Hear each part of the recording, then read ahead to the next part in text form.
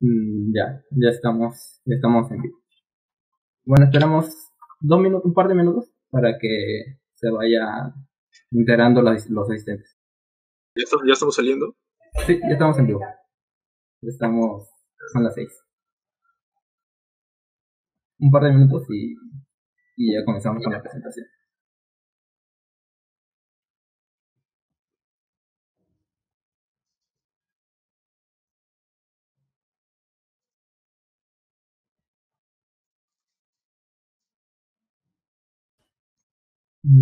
Ya tenemos acá poquito sobre cuántas personas están viendo.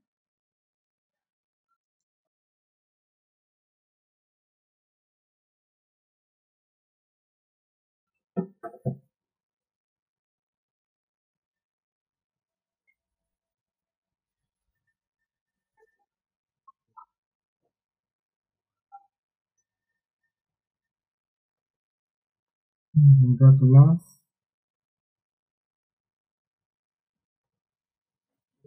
Ya ahora sí, ya podemos empezar.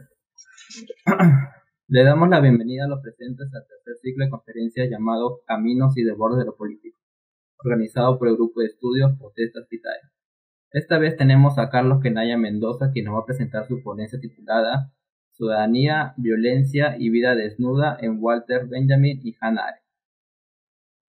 Voy a mencionar una breve biografía del escritor. Carlos Eduardo Kenaya, Arequipa, 1984, es magíster en filosofía por la Universidad Nacional Mayor de San Marcos, con una tesis sobre la retórica de Aristóteles. Sus áreas de investigación incluyen la filosofía antigua, la estética y la teoría política. Asimismo, trabaja en proyectos de creación y crítica literaria. En poesía ha publicado Elogio de otra vana intención, Ilustra Editores 2008, Los discutibles cuadernos, Paracaídas Editores y Tribal 2012, La trama sorda o La nube del no saber, Paracaídas Editores 2016, y La forma del confín, Buenos Aires Poetry 2020. Es profesor de la Universidad de Lima y la Universidad Peruana Cayetano Heredia. Con ustedes, Carlos Kenaya Mendoza. Ya ves.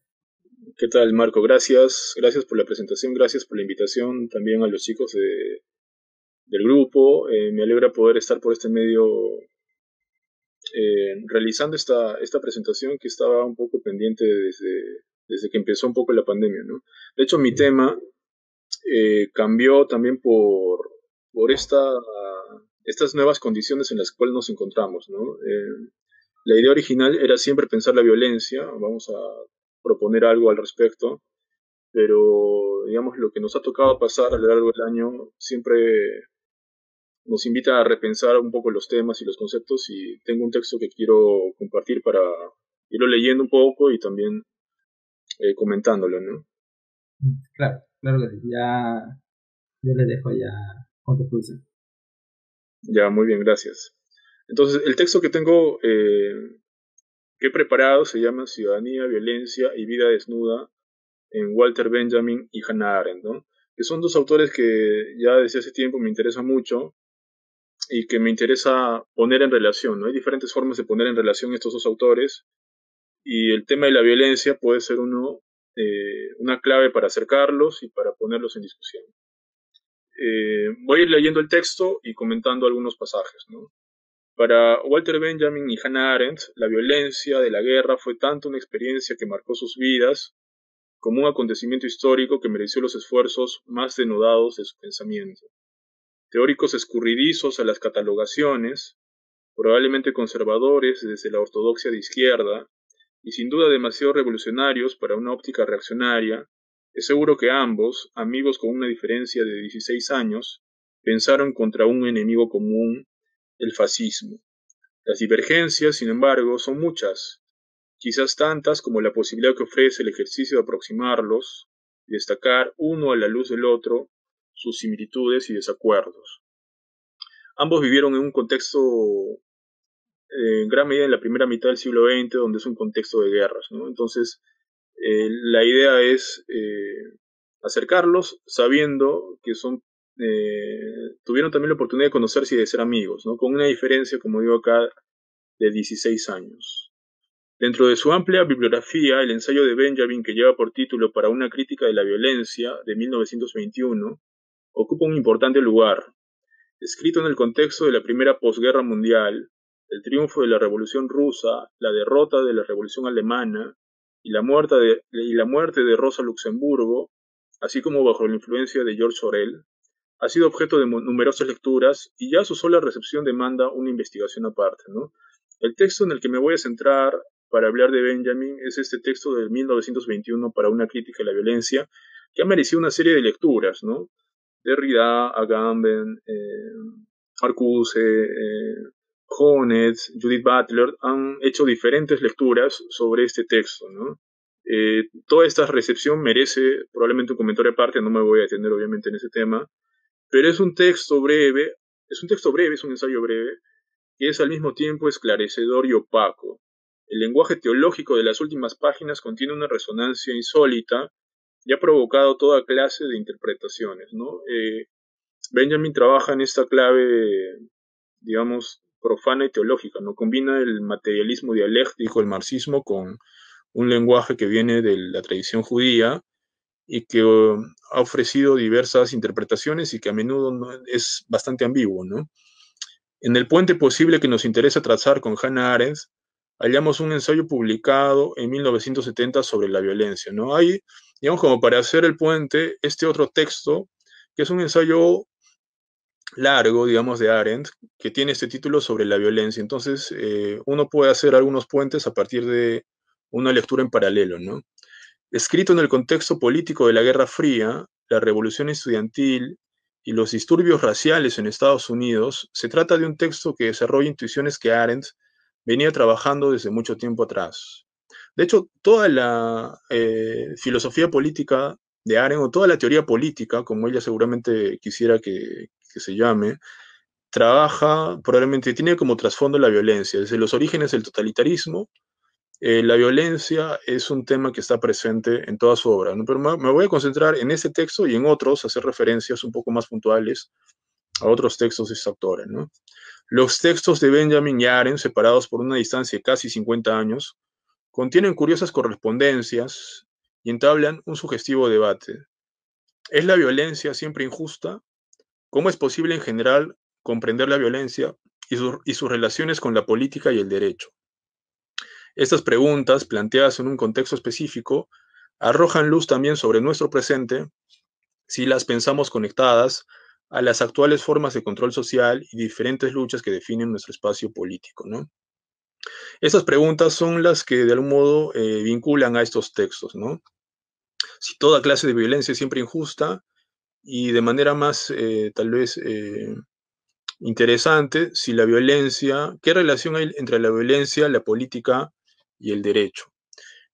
La palabra alemana Gewalt significa a la vez violencia y poder legítimo. Es decir, desde la etimología, en el uso alemán, la violencia, el término, se conecta la violencia con el poder, ¿no? El ensayo de Benjamin es una crítica radical a la relación entre la violencia y el poder que la legitima o la sanciona. El texto se llama justamente Para una crítica de la violencia, y ese término Gewalt ya hace una asociación muy clara entre violencia y poder, ¿no? Benjamin dice, la tarea de una crítica de la violencia puede definirse como la exposición de la relación de dicha violencia con el derecho y la justicia. Entonces, lo que hay que hacer es esclarecer la relación de la violencia con el derecho y la justicia, hacer una crítica de esas relaciones. La crítica de Benjamin apunta a señalar esta dramática correspondencia como si a pesar de las apariencias, el derecho, la justicia y la violencia se encontraran firmemente imbricados. Pero la violencia, es la premisa que comparten Benjamin y Arendt, solo puede ser buscada en la esfera de los medios y no en la de los fines. Entonces, esta es una primera idea que quiero, digamos, acotar, ¿no? Para Benjamin hay una correspondencia estrecha entre derecho, poder y violencia, ¿no? Ahora, Arendt y Benjamin comparten la idea preliminar, al menos, de que la violencia tiene que buscarse en la esfera de los medios, ¿no? Siempre es un medio para otra cosa, ¿no? Cuando se la justifica, se la ve como una forma de lograr algún otro fin que no es la violencia misma, ¿no? Si la violencia es un medio, podemos preguntarnos Lo es para fines justos e injustos. Pero en este caso ya no se efectúa una crítica a la violencia como principio, sino que se traslada la discusión a la justicia de los fines y, por lo tanto, a los casos en los que la aplicación de la violencia estaría justificada o no. La reflexión sobre la violencia nos coloca dentro de una lógica instrumental. Una primera forma, estoy acá ya, digamos, planteando el ensayo de Benjamin, es examinar esta lógica instrumental que estaría detrás de la violencia, ¿no? Es un medio, si vamos a hacer la crítica, para fines justos o para fines injustos, y aparentemente los fines decidirían la justicia o la injusticia, la legitimidad o la ilegitimidad de la violencia, ¿no? Para Benjamin tendríamos dos enfoques posibles en torno al problema, el del derecho natural y el del derecho positivo. Para el derecho natural, si los fines son justos, los medios también lo son. Los fines justos legitiman los medios violentos, diríamos, ¿no?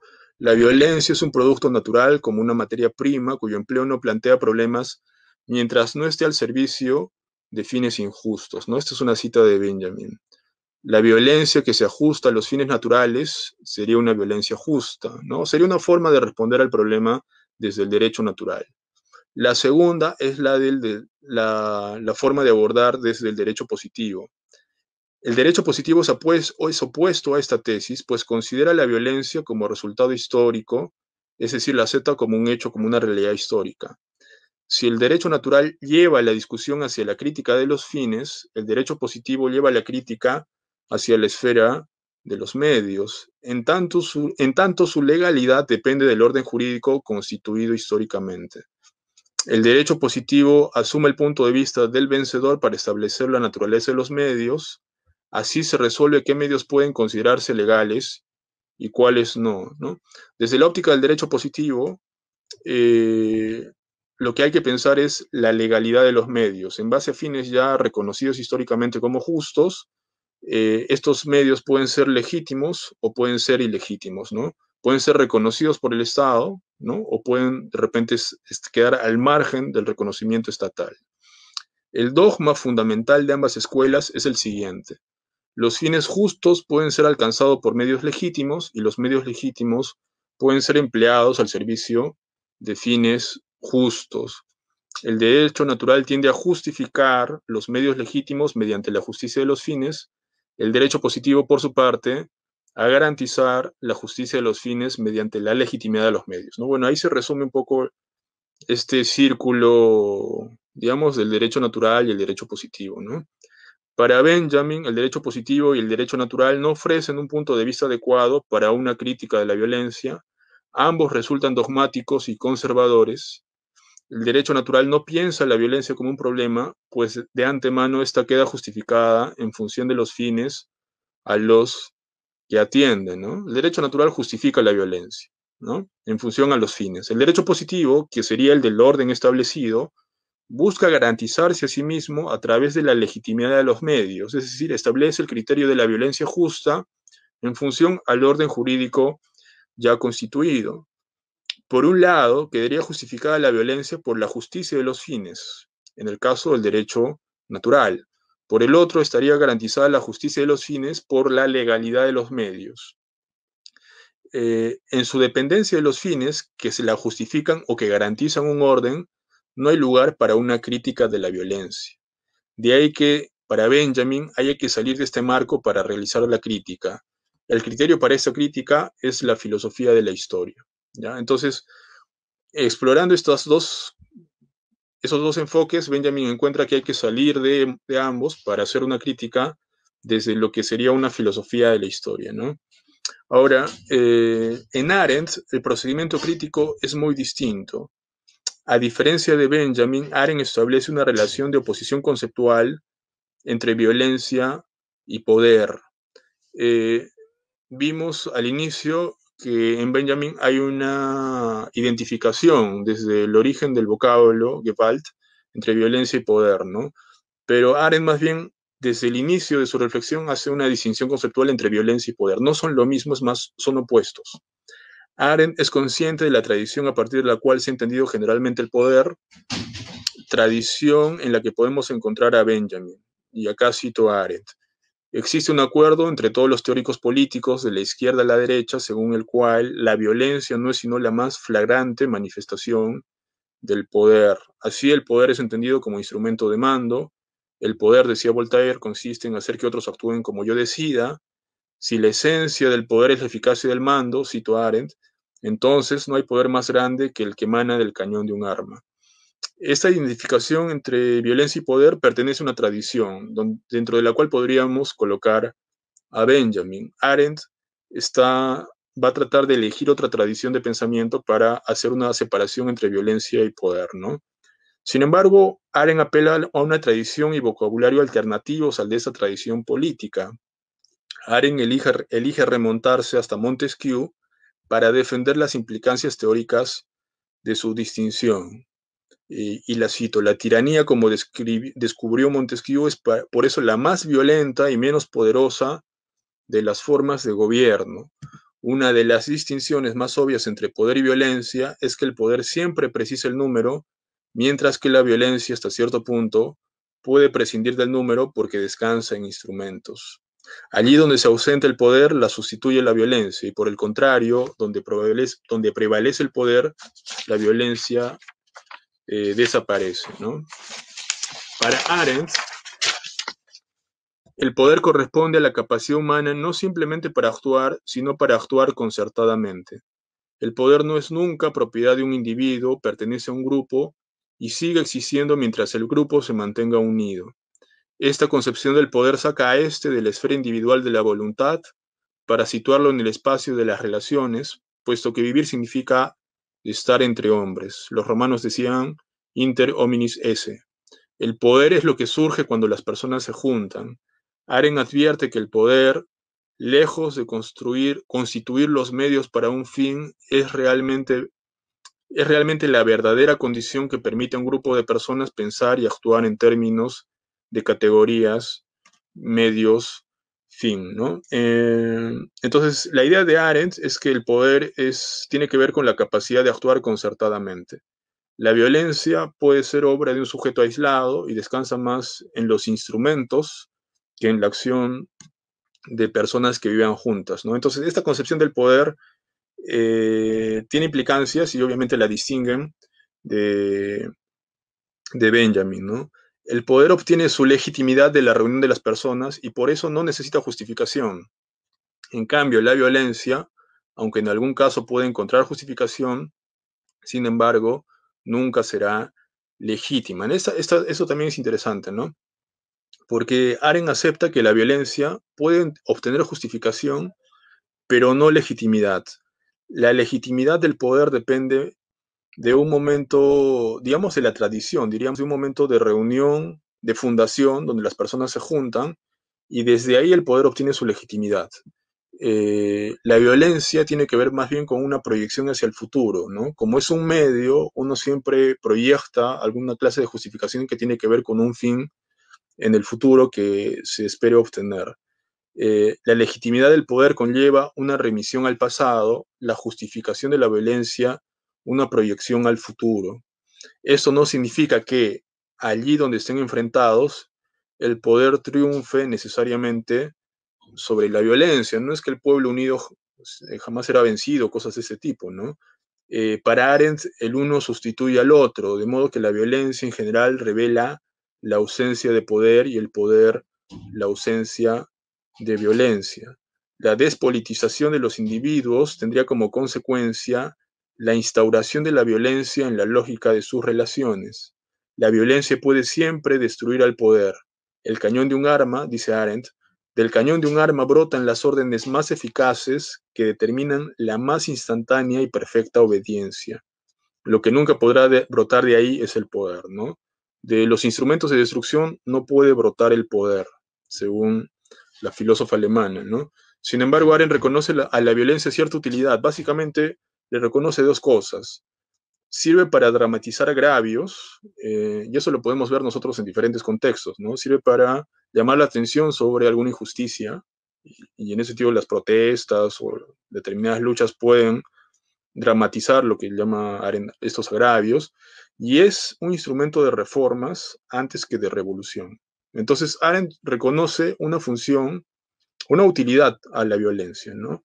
Dramatizar agravios y además instrumento más de reformas que de revolución, ¿no? Esto, por supuesto, está lejos de ser un alegato a favor de la violencia, pues Arendt sabe que su peligro fundamental es que los medios de la violencia sobrepasen al fin como en una guerra atómica, ¿no?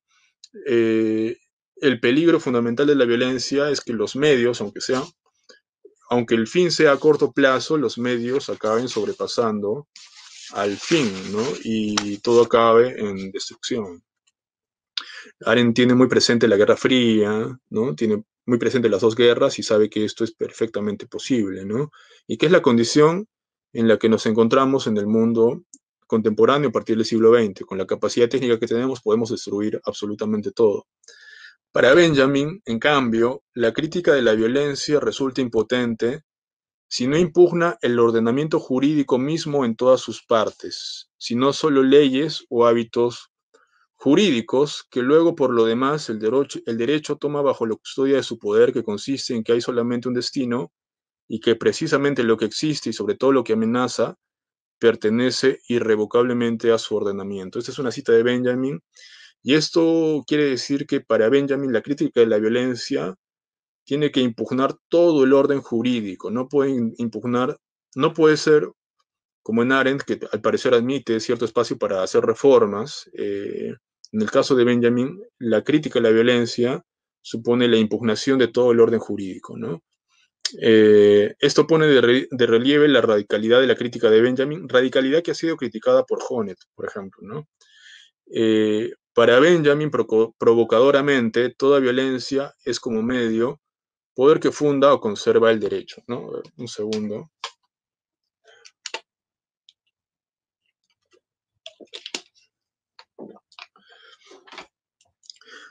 Toda violencia es como medio, poder que funda o conserva el derecho. Esta idea también es importante eh, porque deja clara la relación que él ha encontrado entre violencia y poder, ¿no? Esta doble función anuncia el ciclo mítico de la violencia, pues es a través de esta que se instaura un orden jurídico determinado y enseguida resulta también el medio a través del cual se trata de conservarlo.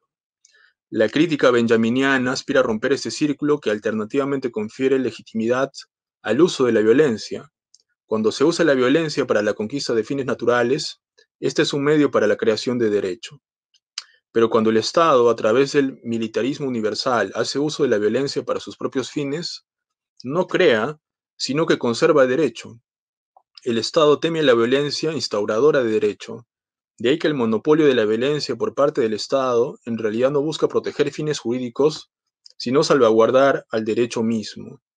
De acuerdo a Benjamin, a la violencia mítica es necesario oponerle la violencia divina. Entonces, diríamos que estamos como encerrados en un círculo donde la violencia crea derecho, instaura un nuevo orden, y ese orden a su vez necesita de la violencia para poder conservarlo, ¿no? Entonces, en ese círculo, los oprimidos pueden convertirse en los nuevos opresores, y ese círculo vicioso diríamos que tiene el nombre de violencia mítica, ¿no? Esa violencia mítica es necesario que acabe con esta categoría que usa Benjamin, que es el de violencia divina, que más adelante voy a tratar de decir algo al respecto, ¿no? Eh, Ahora, así como una concepción, de pronto entonces queda claro que la idea negativa del derecho hace que Benjamin no tenga contemplaciones para, para impugnarlo, ¿no? La idea es impugnar todo el orden jurídico, ¿no? Es una concepción altamente negativa del derecho. Eh, en Arendt, sin embargo, la cosa es diferente. Así como una concepción alternativa del poder le permite a Arendt sacar a este concepto de la esfera de la violencia, poder y violencia son conceptos opuestos, decíamos hace un rato, al mismo tiempo abre la posibilidad de pensar el derecho desde otra perspectiva. El concepto de ley que propone la aparta de la crítica que Benjamin formula al derecho. En uno de los apéndices de Crisis de la República, otro texto de Arendt, ella desarrolla esta idea por medio de la comparación de la ley con las reglas de un juego, destacando el carácter directivo de la ley sobre el imperativo. Si para Benjamin el derecho tiene ese carácter coaccionador, ¿no? Este carácter de legitimar relaciones de dominio y de opresión, la idea de derecho que diríamos podríamos extraer en Arendt a partir de este concepto de ley, también la aleja de eso, ¿no? El derecho o la ley, en este caso, podría compararse con las reglas de un juego. A mí me interesa mucho esa comparación entre la ley y las reglas de un juego. Voy a citar un texto justamente de Crisis de la República, es un poco largo, pero creo que vale la pena para ver esta relación que hace Arendt entre la ley y las reglas de un juego, ¿no? Dice ella, las sanciones de las leyes, que sin embargo no constituyen su esencia, están dirigidas contra los ciudadanos que, sin retirarles su apoyo, desean lograr una excepción en su propio favor. El ladrón sigue esperando que el gobierno protegerá su recientemente adquirida propiedad. Es decir, que ni siquiera el ladrón quiere de pronto impugnar todo el orden jurídico, solamente quiere que hagan una excepción con él, ¿no? Y apropiarse de lo que no le pertenece. Pero sigue deseando jugar, digamos, dentro de las reglas de nuestra comunidad, ¿no? Entonces, si al ladrón, no sé, lo entran a su casa y lo roban, probablemente el ladrón tenga el deseo de denunciar ese robo, ¿no? Entonces, el carácter de la ley es diferente, ¿no? Se ha advertido que en los primeros sistemas legales no existían sanciones de ningún género. Es decir, bajo esta óptica, la esencia de la ley no es la sanción, ¿no? El castigo para quien violaba la ley era la expulsión o proscripción. Al violar la ley, el delincuente se había colocado él mismo fuera de la comunidad constituida por aquella. Es decir, la ley nos hace pertenecer a una comunidad y su violación nos haría más bien salir o dejar de formar parte de ella, ¿no? Passarin d'Entrèves, tomando en cuenta la complejidad de la ley, incluso la ley del Estado, ha señalado que hay desde luego leyes que son directivas más que imperativas, que son aceptadas más que impuestas, y cuyas sanciones no consisten necesariamente en el posible uso de la fuerza por parte del soberano. Ha comparado a tales leyes con las reglas de un juego, o las de mi club, o las de la iglesia. Las acato porque para mí, a diferencia de otros conciudadanos míos, estas reglas son válidas. Creo que la comparación de Passarin d'Entrèves, estoy citando a Arendt, de la ley con las reglas válidas del juego pueden ser llevadas más lejos. Porque la clave de estas reglas no es que yo me someta a ellas voluntariamente o reconozca teóricamente su validez, sino que en la práctica yo no puedo participar en el juego a menos que las acate, ¿no? Nadie en el juego, cuando juega algo, se siente coaccionado u oprimido, ¿no? Mi motivo, de hecho, la condición para jugar es que yo acepte las reglas. Mi motivo para la aceptación es mi deseo de jugar, y como los hombres existen solo en la pluralidad, mi deseo de jugar es idéntico a mi deseo de vivir. Yo creo que esta frase da para pensar mucho, ¿no? Mi deseo de jugar es idéntico a mi deseo de vivir. Cada hombre nace en una comunidad con leyes preexistentes que obedece en primer lugar porque no hay para él otra forma de participar en el gran juego del mundo. Yo puedo desear cambiar las reglas del juego, como desea el revolucionario, o lograr una excepción para mí, como hace el delincuente. Pero negarlas, en principio, no significa mera desobediencia, sino la negativa a entrar en la comunidad humana. Entonces creo que este es el carácter, de pronto, más importante que Arendt encuentra en la ley, ¿no? Nuestro deseo de jugar en el juego del mundo, nuestro deseo de entrar en una comunidad humana, ¿no? Sin aludir explícitamente a Benjamin, queda claro que para Arendt el dilema entre el derecho natural, como la ley del legislador divino, y el derecho positivo, como monopolio estatal de la violencia, es improductivo. No hace falta, pues, realizar una crítica masiva al derecho, sino poner a la concepción imperativa de la ley una concepción directiva. La esencia de la ley no es la coacción, sino la capacidad de ésta para ponernos en relación. Pues si el poder es la acción concertada, que jamás detenta el individuo de manera aislada, la ley por su parte representa nuestro deseo de pertenecer a una comunidad humana. El derecho a tener derechos, que para Arendt es una primerísima exigencia moral y política, quiere decir en primer lugar el derecho a ser reconocido como ciudadano. Ya, bueno, por ahí va la cosa.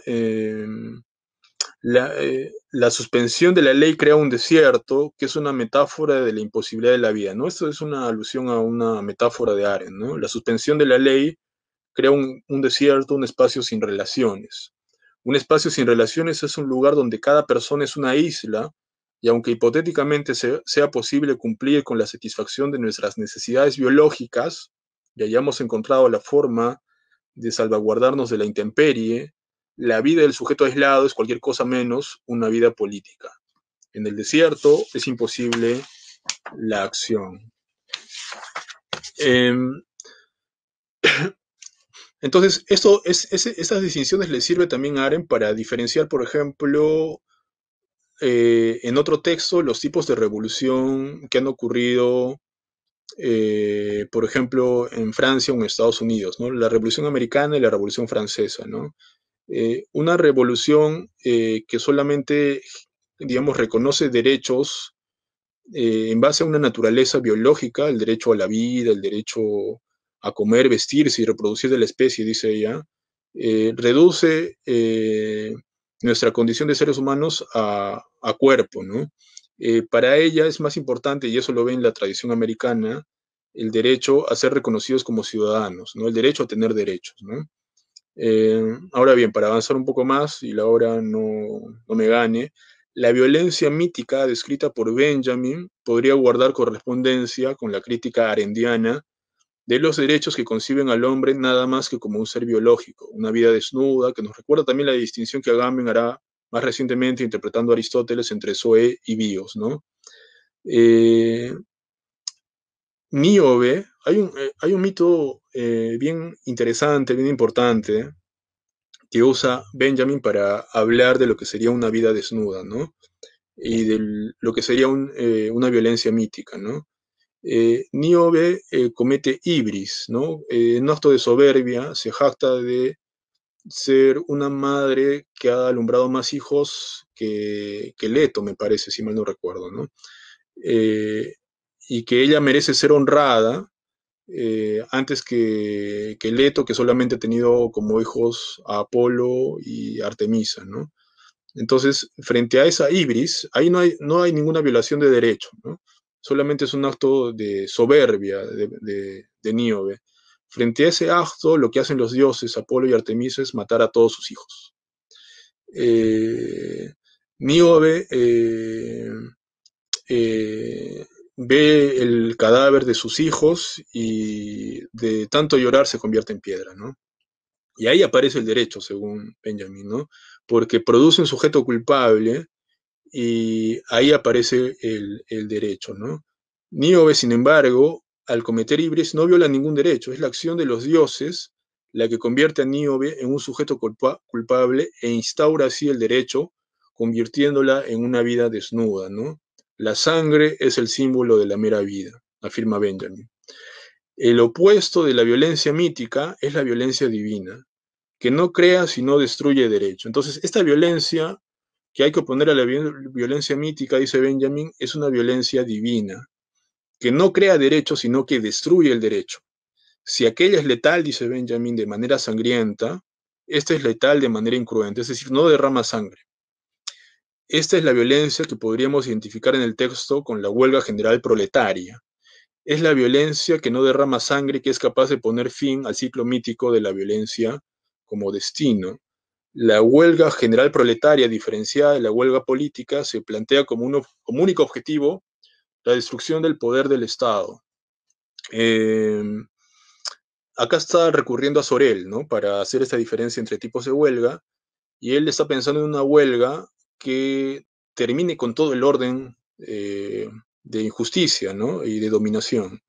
Mientras que las primeras de estas formas de interrupción del trabajo es ya violencia, pues determina solo una modificación extrínseca de las condiciones de trabajo. Uno puede hacer una huelga para modificar una ley, para modificar una injusticia en particular, ¿no? La segunda, como medio puro, es no violenta, porque esta no se produce con la disposición de retomar tras concesiones exteriores y algunas modificaciones en las condiciones laborales el trabajo anterior, sino con la decisión de retomar solo un trabajo completamente cambiado, un trabajo no estatalizado, inversión que ese tipo de huelga no tanto provoca, sino que realiza directamente. De ello se desprende que la primera de estas empresas da lugar a un derecho, mientras que la segunda es anárquica. Eh, entonces, ese es un poco, la huelga general proletaria sería un ejemplo de la violencia divina que, en la que está pensando Benjamin, ¿no? Ahora, además, existen otros medios no violentos de entendimiento humano que tienen que ver con el lenguaje, con la cultura de los sentimientos, con la simpatía, con el amor, ¿no?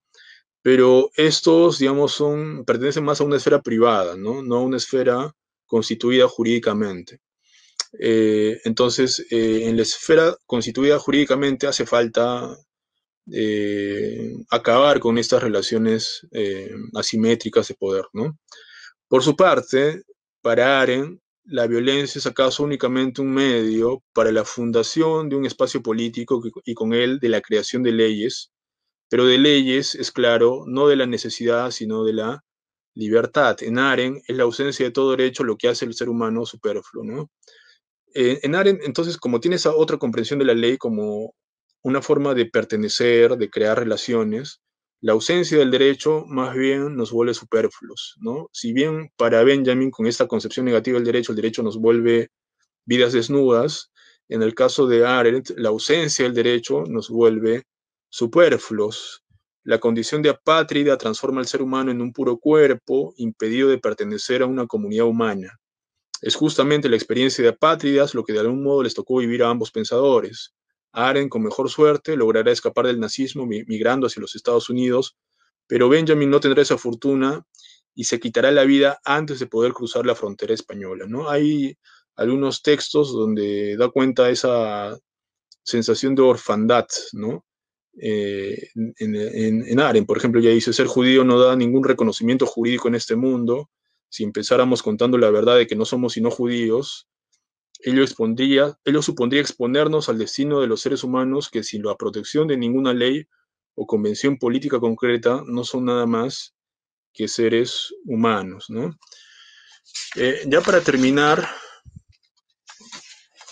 esta desprotección de la ley, de pronto esta suspensión de la norma, esta suspensión del derecho, impide que nos pensemos como ciudadanos, ¿no? Yo cuando leía esto, ya en ese nuevo contexto en el cual volví a retomar estas ideas, me acordé de un testimonio de José Carlos Agüero, ¿no?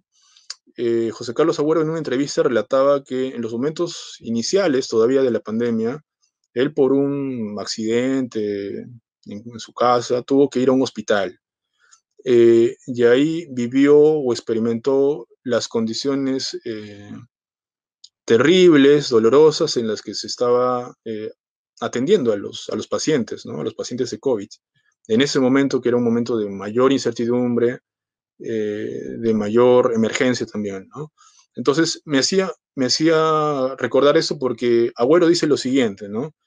Pero nunca había pensado que mi ciudadanía había sido tan vaciada de contenido hasta que llegó la pandemia. Somos sujetos que no es lo mismo que ciudadanos. Y queda claro que no solo has delegado el ejercicio de la violencia, la administración de justicia, la seguridad, la vida del colectivo, has delegado tu propia ciudadanía, tu existencia. Y si ya la delegas a alguien el riesgo, y si ya le delegas a alguien el riesgo de tu vida o muerte, ¿qué te queda? ¿Escoger cómo mueres?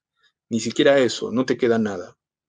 Es como si hubiéramos perdido contenido ciudadano, que es lo que nos brindaba un valor interno. Lo que antes llamábamos alma y hoy le decimos subjetividad. Algo que está lleno de tradición, memoria, cultura, voluntad. Todo nuestro ser que no es solo cuerpo, todo eso lo hemos ido perdiendo. ¿Qué queda? Puros sujetos. En fin, ¿no? Entonces, esta idea de pérdida de ciudadanía, eh, en esta sensibilidad y agudeza que generalmente tiene Agüero, queda clara también, ¿no? Y se puede hacer justamente esta relación que yo planteaba al inicio, ¿no? Sin embargo, y ya estoy ahora sí terminando, en Benjamin y Arendt se trata también de pensar el advenimiento de lo nuevo. En el caso de Arendt, desde la óptica de la contingencia de los asuntos humanos, que entiende la acción como fundación, natalidad y comienzo insertos siempre en una trama de relaciones diferenciados de la circularidad de los procesos biológicos y de la dinámica del consumo. En Benjamin, asumiendo que la revolución supone más bien una interrupción un freno de emergencia de la historia entendida como catástrofe, que es lo que haría posible, más allá de las reformas parciales que implican la repetición del círculo vicioso de la violencia mítica, la redención de los oprimidos. Frente a la dramática descomposición del tejido institucional del país, que la actual pandemia no ha hecho sino visibilizar aún más, pareciera más urgente que nunca llegar a ser una república con ciudadanos, parafraseando el elocuente título de Alberto Vergara. ¿Cómo sea posible esto? Es algo que no podemos saber de antemano. Pero sin instituciones y sin un pacto social que reconozca nuestra pertenencia y la pluralidad que nos constituye, es seguro que la violencia seguirá reemplazando al poder, la violencia institucional y la que prospera bajo el abrigo de las leyes. Porque si la violencia deja de ser consustancial al país alguna vez, no será a causa de un proceso histórico indetenible, sino por la feliz posibilidad de empezar otra vez, ¿no? Gracias. Hasta acá está la presentación que había planeado, ¿no? Gracias, Carlos, por la grandiosa presentación que nos has regalado y esa última reflexión que es muy importante para el contexto actual en el que estamos. También digamos, las nociones de violencia, ciudadanía, institucionalidad del poder y todo esto compenetrado en lo que es los pensamientos de Walter Benjamin y Hannah Arendt resuenan aún, ¿no? Sí, yo creo que sí, ¿no? O sea, son filósofos con una convocatoria muy, muy vigente, ¿no?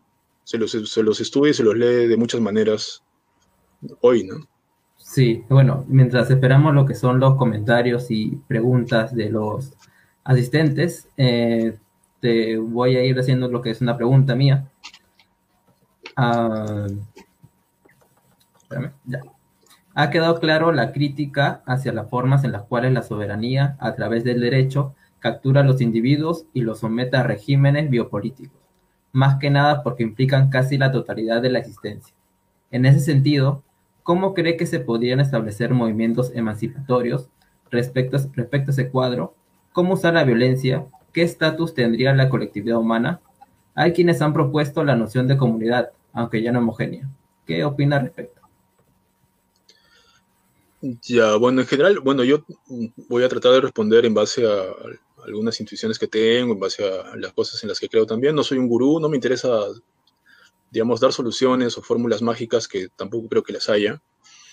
Creo que estas ideas aterrizan en pensar la violencia no solamente como ya la manifestación explícita de esta, sino como algo que está presente en las instituciones de una manera estructural. Es decir, que nuestras instituciones, nuestro pacto social, podríamos leerlo de esa manera, ¿no? Como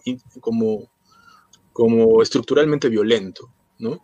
¿Qué formas hay para responder a esto? Bueno, rehaciendo nuestro pacto social, rehaciendo las instituciones, ¿no? El debate podría dirigirse también en esa dirección, ¿no? Porque si los acuerdos que hemos hecho como ciudadanos o el acuerdo que nos rige como ciudadanos no nos reconoce como ciudadanos, nos reconoce como cuerpos, ¿no? Entonces, ahí no hay la posibilidad ni siquiera de la libertad, ¿no? Entonces, un punto que uno podría señalar tiene que ver en esa dirección, a propósito de lo que está ocurriendo tal vez en Chile en este momento, ¿no? Esa discusión puede emprenderse, creo, en esa vía, ¿no? Sí, claro, o sea, lo que es digamos, lo que es la corrupción de la noción de ciudadano a lo que es solamente verlo como un cuerpo, ¿no? Como un ente, digamos, que no tiene lo que es un sentido político o un fin en sí mismo. También, también quería que me explicaras un poco más esa división entre lo que es si no me equivoco, la violencia divina y la violencia Mítica. mítica, ¿no? Si es que me podrías ahondar un poco más en eso, por favor. Claro, Benjamin usa estas terminologías sacadas de la teología también y las mezcla con las categorías políticas, ¿no? Y tienen una resonancia extraña, particular, creo que enriquecen también el texto. Jonet, por ejemplo, es bastante irónico y me parece bastante duro en la crítica que hace de Benjamin por este tipo de lenguaje. Digamos que la violencia mítica se refiere a este círculo del cual, digamos, aparentemente no podemos salir, ¿no? Que concibe a la violencia como un medio para un fin, ¿no? Entonces la violencia instaura derecho, ¿no? Porque la violencia crea un orden jurídico nuevo, y luego la violencia se usa para conservar ese orden jurídico. Entonces la violencia funda y conserva el derecho, ¿no? Entonces hay una relación muy estrecha en eso, ¿no? Entonces cada nueva revolución lo que va a hacer es instaurar un orden nuevo, otra vez legitimando cierto tipo de violencia, ¿no? Ese ciclo, esa violencia la llama Benjamin violencia mítica, ¿no? Y además es una violencia que derrama sangre, ¿no? La violencia divina es incruenta, entonces uno entiende que no derrama sangre y es la que termina con este ciclo mítico de violencia, ¿no? Es la que interrumpe. En otros textos, como en las tesis sobre la historia, justamente Benjamin piensa que la revolución no es el locomotor, pues, ¿no? Como la vieja metáfora, ¿no? Sino más bien es un freno de emergencia. Interrumpe esto que se ha salido del control, ¿no? Lo que se ha salido de control es esta historia entendida de manera ideológica, bajo las categorías, digamos, de progreso. Lo que hay que hacer es interrumpir, ¿no? Interrumpir, detener. La revolución para él es un freno de emergencia, y el ejemplo que vemos más claro que propone en el texto es el de la huelga general, ¿no? Una huelga general que no aspire solamente a cambiar algunas cosas de manera parcial, sino que aspire a impugnar todo el orden, ¿no? En el cual nos encontramos. Sí, bueno, ese es lo que es esa distinción presentada en Benjamin, lo que es exactamente lo que es la violencia mítica y la violencia divina, relacionado también a la parte teológica, esa parte, digamos, que no debe ser, bueno, a mí esto ya es más noción mía, el, lo que es dejar de lado, que parece que se está dando mucho, ese aspecto espiritual que de por sí en nuestra existencia debe estar presente. No sé si piensan lo mismo. Sí, lo teológico en Benjamin es también, digamos, bastante particular, ¿no? Es una categoría que hay que manejar con cuidado. Él no es, digamos, la concepción que tiene la teología no es una concepción, digamos, de sentido común, una concepción más o menos tradicional.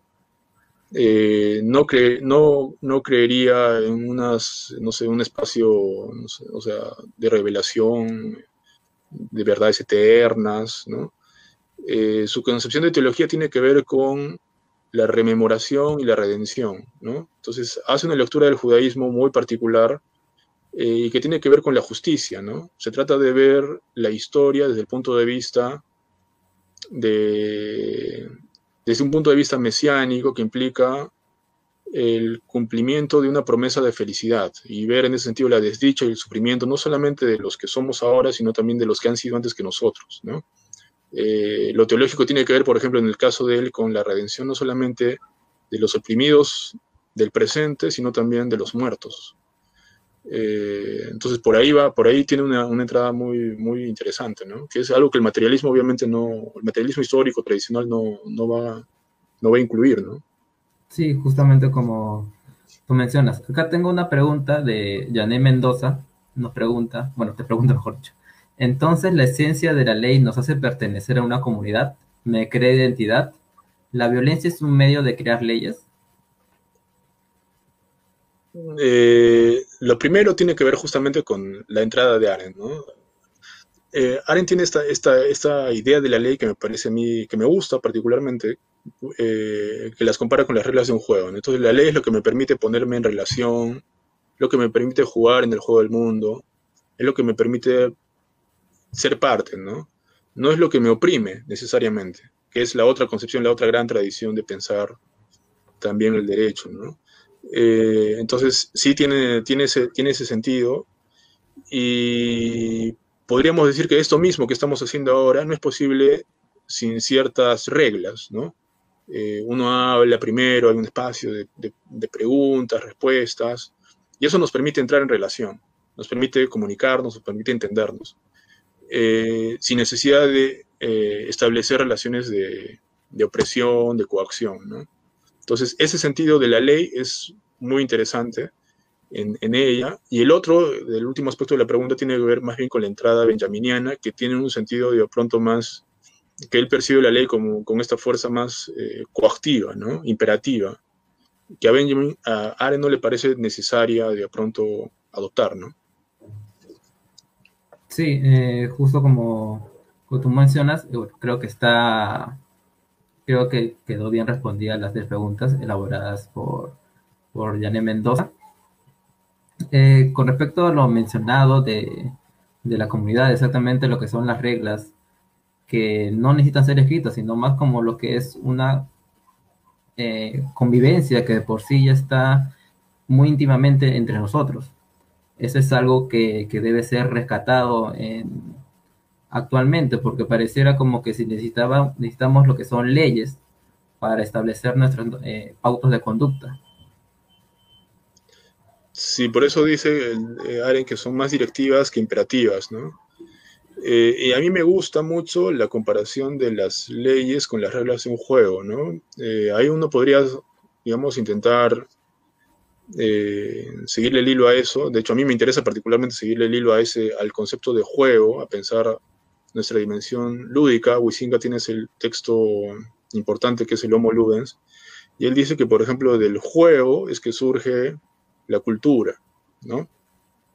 El juego es lo que da lugar a la cultura. Y Arendt justamente en esa cita enfatiza mucho en la idea de que en mi deseo de jugar se plasma también mi deseo de vivir, ¿no? Entonces, esa intuición está muy presente en Huizinga, ¿no? El derecho, la cultura, la filosofía, la poesía, puede entenderse como dimensiones lúdicas del ser humano, ¿no? Cuando hacemos filosofía y nos ponemos a argumentar, nos ponemos a cuestionar, nos ponemos a pensar, también estamos jugando, ¿no? Y tal vez la política también tenga que tener una dimensión lúdica en ese sentido, ¿no? Sabiendo que el juego no siempre es algo, es también una cosa seria, ¿no? No es una cosa que siempre implique, no sé, entretenimiento meramente, ¿no? Claro, acá tengo lo que es una pregunta de Daniel Camarena. Él nos menciona sobre los autores expuestos. Es un problema que el pacto social se vea como un mito, en el sentido de que, aparte de que no sucedió de una forma general en un país, llegando a todos los tratos sociales, por ejemplo, desde las construcciones teóricas de Hobbes, Locke, Rawls, etc., esta construcción jurídica política no parece ser eficaz para cumplir la función elemental del pacto social. Esta es la renuncia del ser humano a usar la violencia para poder sobrevivir con el fin de establecer. Ya, bueno, no sé si entendí bien todo lo que está ahí, pero no sé, es un comentario, me parece más un comentario, ¿no? Sí, sí, más es un comentario. Ya, bueno, ¿no? Eh, claro, la visión, hay una tradición contractualista, ¿no? Hay una visión contractualista. De hecho, estos dos autores tienen una visión un poco no fácilmente ubicable en una línea, digamos, totalmente nítida, ¿no? Siempre hay puntos de conexión y hay puntos de pronto donde hay distancia de cualquier corriente o tradición, ¿no? O sea, no se puede decir, digamos, meramente que, o sea, a la ligera que, por ejemplo, Arendt es una pensadora republicana porque hay muchas cosas en ella que son reacias a las catalogaciones, y en el caso de Benjamin igual, ¿no? Sí, lo que acabas de mencionar es de por sí abierto lo que es el espectro con respecto también en cierta parte al comentario mencionado por Daniel Camarena. Tenemos una pregunta de la usuaria de Facebook GSEMI. Lo siento si no pude pronunciar bien tu nombre. Ella menciona que si podrías darle un ejemplo de la relación, dijo que se refiere a la relación mencionada a la última pregunta en sí, no al comentario. A ver, otra vez, por favor, ¿cuál es la... Sí, creo que se refiere a la pregunta que yo te realicé, se refiere a la respuesta que tú has dado en ese momento. Y se refiere al ejemplo, si le podrías brindar un ejemplo de esa relación. de la ley como poner en relación? ¿A eso se referirá o se referirá a otro punto? Porque Mm, ¿Podrías ir manifestando lo que es de la ley su relación? Y si digamos, si es otra pregunta, la puede manifestar tranquilamente en la bandeja de comentarios.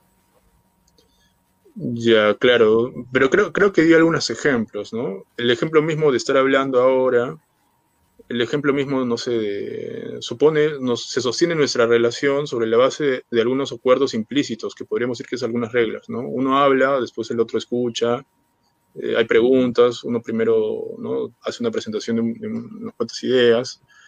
Eh, en un salón de clases también funciona porque hay algunas reglas que nos ponen en relación, ¿no? Entonces, eh, la ley nos permite hacer relaciones, ¿no? Por eso Arendt usa esta metáfora del desierto, que me parece a mí también una metáfora potente, ¿no? En un lugar carente de leyes, lo que habría es un desierto, es un espacio sin relaciones. La ley nos permite construir un tejido de relaciones, ¿no? Entonces, digamos, en esa medida nos alivia, porque es como desinflar el gran contenido opresivo que contiene siempre la crítica al derecho, ¿no? Nos hace pensar que es posible, y de hecho, de diferentes maneras, cuando jugamos, no sé, cuando estamos haciendo diferentes cosas, respetamos o asumimos cierto tipo de directivas, de reglas, que no se viven como una forma de coacción necesariamente, ¿no? Sí, claro, o sea, ese ejemplo de las reglas de un juego es ese de por sí esa noción, acá lo, digamos que ya playa la pregunta mejor, la relación entre juego, leyes, política, poesía. Claro, de pronto las reglas de un juego nos permiten justamente jugar, nos permiten divertirnos y construir un espacio, o sea, nos permiten hacer una relación, en ese caso, entre jugadores, ¿no? Alguien que, por ejemplo, no quiera respetar las reglas de irse al juego, ¿no? Entonces ya no juega con nosotros y los que quedamos somos los que queremos seguir jugando, ¿no? Con esas reglas. Podemos, como dice Arendt, desear cambiar las reglas del juego, eso es lo que quiere hacer un revolucionario, cambiar todas las reglas del juego, ¿no? Porque no nos gustan esas reglas, queremos jugar a otra cosa, ¿no? O podemos querer cambiar alguna regla, hacer una reforma, ¿no? Para poder jugar mejor. Pero lo que no podemos desear, al menos mientras querramos vivir, es no jugar, ¿no? Por eso esa idea de identificar el deseo de vivir con el deseo de jugar, me parece que se puede conectar con ese otro texto de Huizinga, es algo que no he hecho y que me interesa hacer, como el juego, como esa condición de la cultura, ¿no? Esa es una intuición que está en Huizinga, ¿no? En ese texto que es Homo Ludens, ¿no? Eh, el artista es un hombre que juega también, ¿no? Y ser libre significa también ser capaz de jugar, ¿no? Eh, Filósofos como Byung-Chul Han han trabajado también esta intuición de otra manera, ¿no? Nuestra cultura, con todo lo que tenemos, hemos perdido la capacidad de jugar, ¿no? O estamos perdiendo, hay una crisis también de esta capacidad de jugar. La poesía, que mencionaba el comentario, es una forma de relacionarnos con el lenguaje de manera lúdica, ¿no? No la entendemos, o no entendemos no sé, muchas cosas justamente porque ya no sabemos relacionarnos o nos cuesta relacionarnos con el mundo también de una manera lúdica, ¿no? Y en ese carácter lúdico de las cosas, de algún modo estamos afirmando también nuestra propia vitalidad, ¿no? Yo creo que Sí, pensar tiene que ver con jugar, ¿no? Un pensador que no juega, me parece que tiene algo ahí medio mal, ¿no? sí, o sea, esa creatividad que te da el juego, y de por sí es, a mi parecer, es un bello concepto el hecho de unir lo que es el juego y la asistencia. Bueno, creo que con esa última pregunta ya podemos cerrar lo que es la exposición. Muchas gracias, Carlos. Ha sido una exposición grandiosa, fenomenal. Los asistentes, como yo, deben haberla también disfrutado. E invitar también en lo que es el último ciclo de conferencias, el cual se va a realizar el 6 de noviembre y quien va a estar exponiendo es Julio García Saoñe, que nos va a hablar sobre las tecnologías del neoliberalismo. Todos están cordialmente invitados. Y con eso, no sé si quieres dar unas últimas palabras. No sé, te agradezco, Marco, te agradezco al grupo y a los que han estado siguiendo. También muchas gracias por la paciencia y las preguntas también. Gracias Nos a ti. vemos, hasta luego. Gracias. Gracias.